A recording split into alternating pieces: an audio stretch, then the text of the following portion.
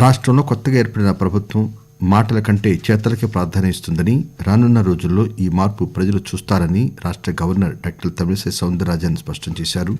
100 రోజుల్లో 6 గ్యారంటీలను ప్రభుత్వం అమలు చేస్తుందని, జనరంజక పాలన దిశగా ప్రభుత్వం కార్యాచరణకు పూనుకుందని తెలిపారు.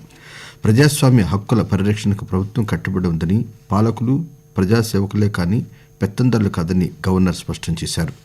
రాష్ట్ర ఉభయ సభలను ఉద్దేశించి గవర్నర్ ఈరోజు శాసనసభలో ప్రసంగించారు.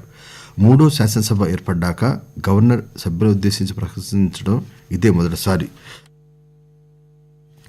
కొత్త ప్రభుత్వానికి ఈ సందర్భంగా ఎన్నికైన సభ్యులందరికీ గవర్నర్ అభినందనలు తెలిపారు. అప్రజాస్వామిక పోకడలను రాష్ట్ర ప్రజలు సహించరని గుర్తు చేశారు. ప్రజలు ఆశలు ఆకాంక్షలు నెరవేర్చే దిశగా ప్రభుత్వం కార్యాచరణ చేపట్టిందని వివరిస్తూ, The Prajavani program is the first step in this direction. This is people's government and it is people's governance.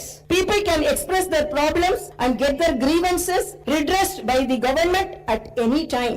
Now the situation is such that each and every member of society can proudly declare that this is their government. Our governance will soon become a role model for the entire country.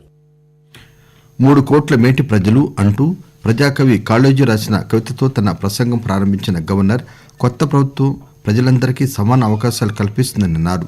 రైతులు, యువత, మహిళల ప్రయోజనాలకు తమ ప్రభుత్వం ప్రాధాన్యత ఇస్తుందని, 6 గ్యారంటీలలో మహాలక్ష్మి పథకం కింద మహిళలకు ఆర్టీసీ బస్సుల్లో ఉచిత ప్రయాణ సదుపాయం కల్పించినట్లు గవర్నర్ వివరించారు.